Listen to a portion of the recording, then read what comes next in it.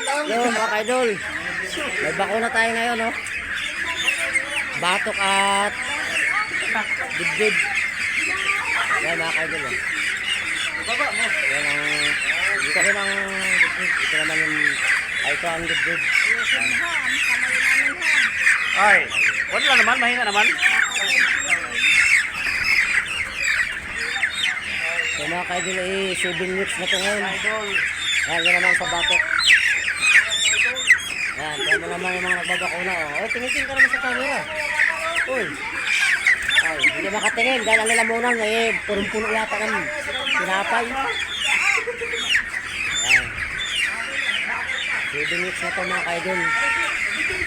Kaya, tingin ko may bakuna tayo. Yan mga kaidol.